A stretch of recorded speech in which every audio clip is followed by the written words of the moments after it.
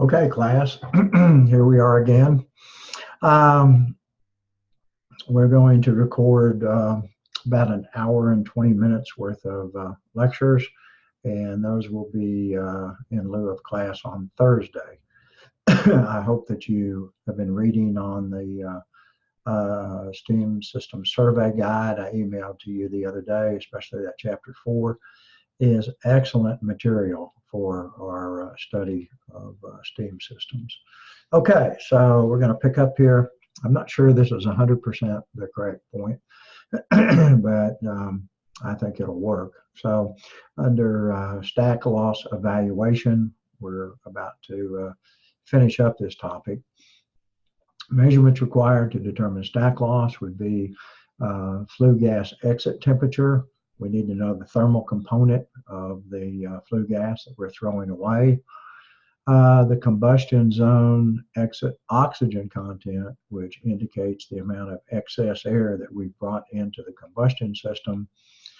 Depending on our type of combustion controls, positioning versus automatic, we have an expected range for given fuels, and we need to measure that exit oxygen content and compare it to what we would expect. The ambient temperature, when we go to the stack loss tables, we calculate the net temperature in order to evaluate the stack loss. So we have to know the ambient. So the net would be the flue gas exit temperature minus the ambient. Fuel composition is always a requirement.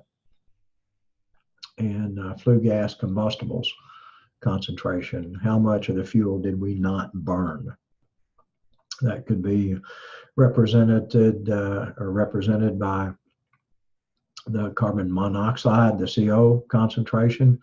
If we don't have good combustion, excuse me, the carbon could be burning to CO instead of CO2, and that's a significant energy loss.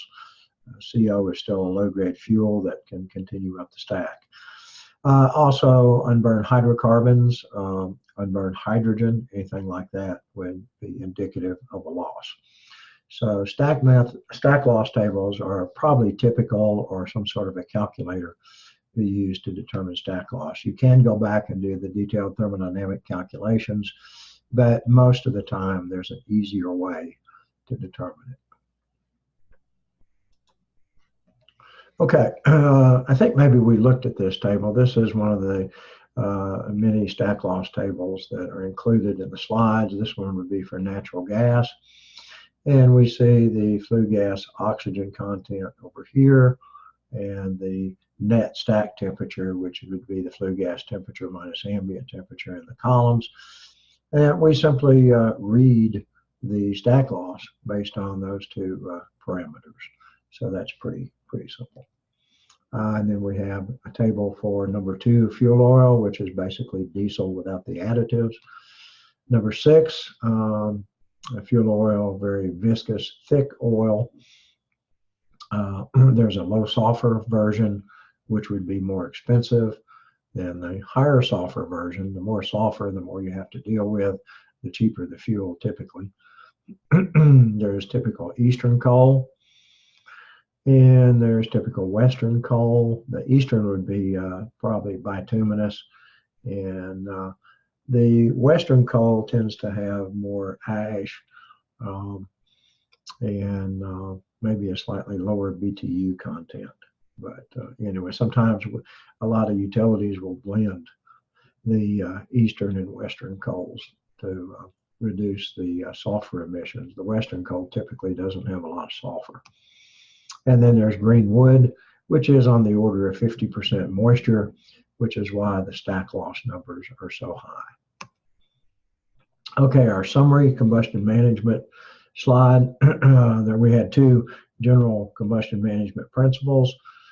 One was to add enough oxygen or excess air to react to all of the fuel.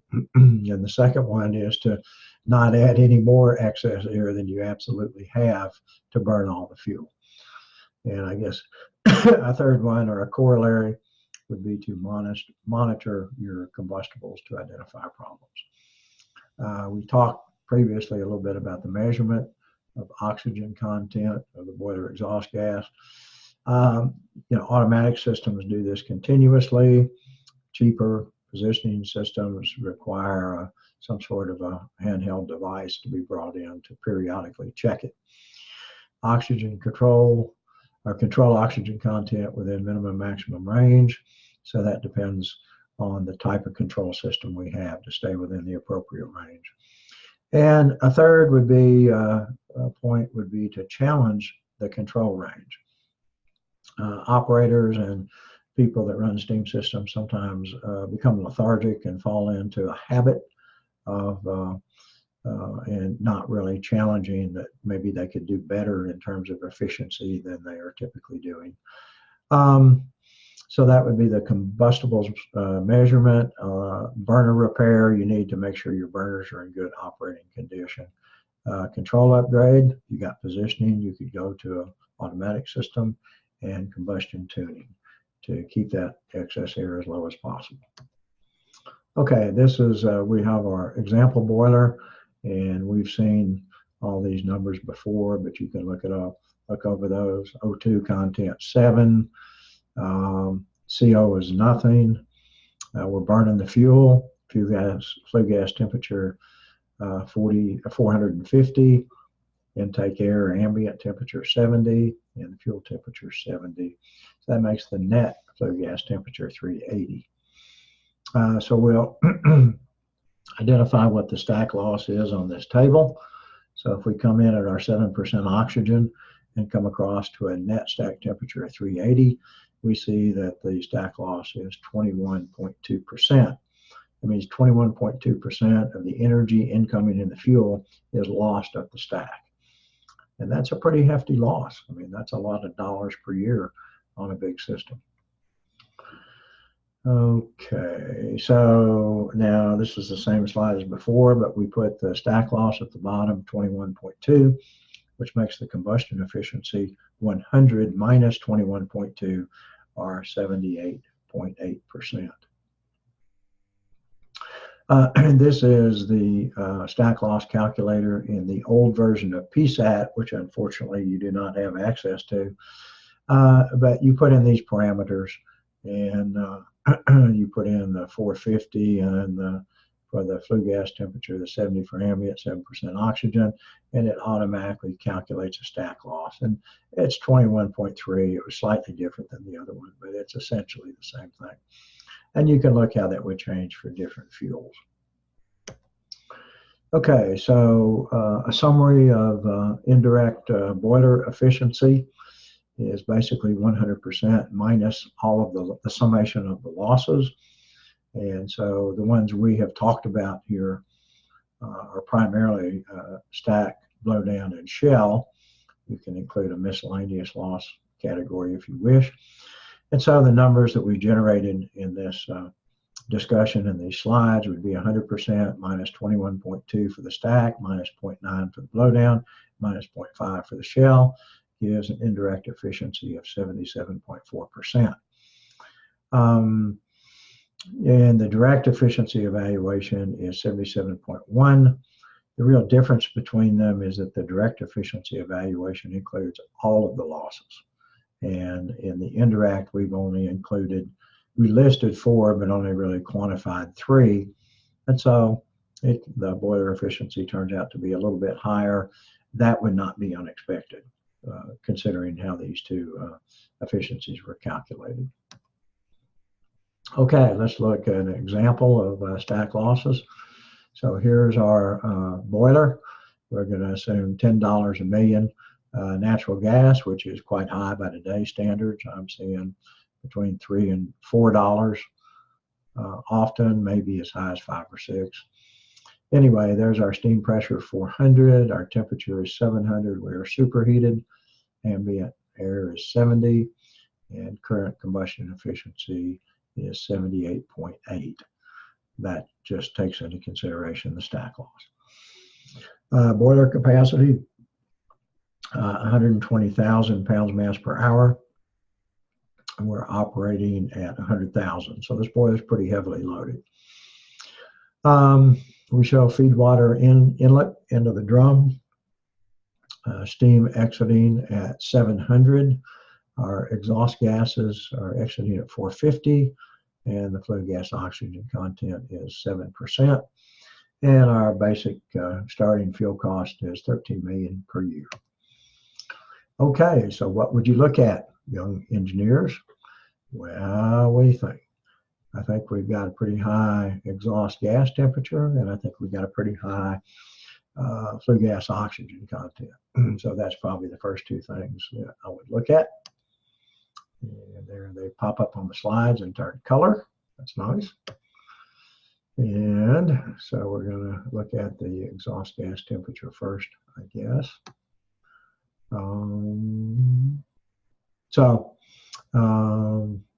Just more of the same. Move on. Okay, so if we're going to look at the flue gas oxygen content, we have to have a point of reference, and that's what we use this table for. So we're assuming we have positioning control and natural gas, which means we would expect the lowest O2% to be about 3% and the highest about 7%, and that would translate into 18% excess air up to 55% excess air. So that's kind of the range we would expect. So I guess one way to proceed is to say, well, gosh, if the range is from 3 to 7, we ought to be able to hit 5 at least if we do a good job tuning the boiler. And so that's what we're looking at here. We're keeping the same net stack temperature, and we're dropping the oxygen content from 7% to 5%.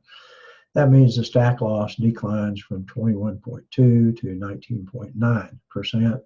The efficiency would improve from 78.8 to 80.1, and that's the combustion efficiency. Okay, so one way to quantify this, we have this very handy little equation, 1 minus the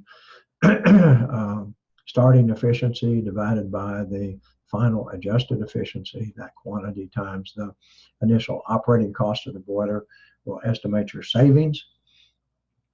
And so you see the math, 1 minus 78.8% divided by 80.1%, and then that quantity times the 13 million shows potential savings of $220,000 for just tuning your boiler. That's a lot of savings for a $2,000 to $3,000 expenditure to get a boiler tune-up company to come in, spend a half a day or a day with you to adjust and optimize your controls. Okay, another possibility, could we go even lower in oxygen? Well, if we change control systems from positioning to automatic control, it looks like the range could shift from the 3 to 7% down to 1.5 to 3%. And that's reduced excess air. The excess air would be 9 to 18%, and that saves us money on operating. So we want to explore that further. And here we go.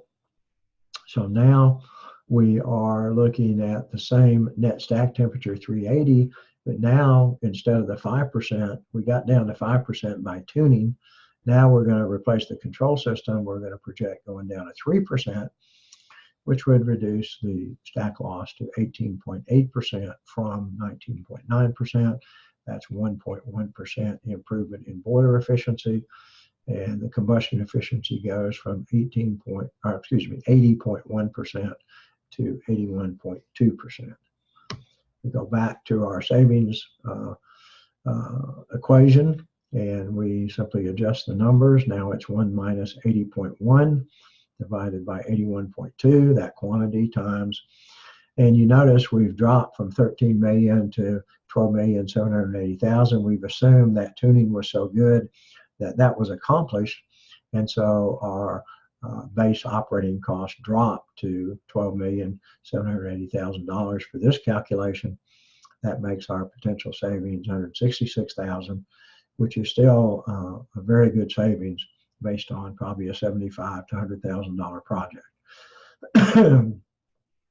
So that is something we would probably pursue, to talk to the controls company, maybe start to receive quotes and see what it would really cost to accomplish this. Okay, anything else we ought to be looking at? Well, let's say, well, we got this elevated flue gas temperature at 450. Before we just jump into calculating, heat recovery equipment and savings for that, we need to try to figure out why that flue gas temperature is elevated at 450. And all the different bullet points are points that we would need to at least rule out before we move forward with calculations. Is the boiler operating at greater than design load? If we're pushing it beyond max, we would expect the stack temperature to be high. Will the boiler design allow reduced flue gas temperature operation? Did we buy the cheapest boiler with very little or limited heat transfer area? That could be a cause of this. Do we have waterside fouling on the heat transfer surfaces? We could have waterside fouling in the form of scale, or fireside fouling in the form of soot or buildup on the fire side of the heat transfer surfaces. There could be a failed internal component allowing flue gas to bypass the heat transfer surface we have. That would lead to an elevated flue gas temperature. Or is excess air a factor? And we looked at, if excess air is too high, it can quench the flame temperature, which reduces the radiant component of heat transfer in the furnace, which is the dominant factor. And so if you don't transfer that heat in the furnace, where does it go? It goes up the stack. So that would be a possibility. Okay, and so the rest of the information is just what we stated previously.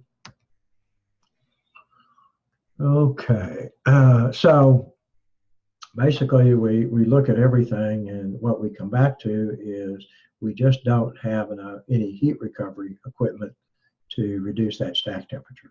So we're going to look at installing a feed water economizer, and that's what this little kind of swirling line looks like. This would indicate a coil that's put in the stack, and we bring our feed water in here, and it flows through this coil. The hot flue gas flows across it, and that would allow us to reduce this 450 and preheat the feed water.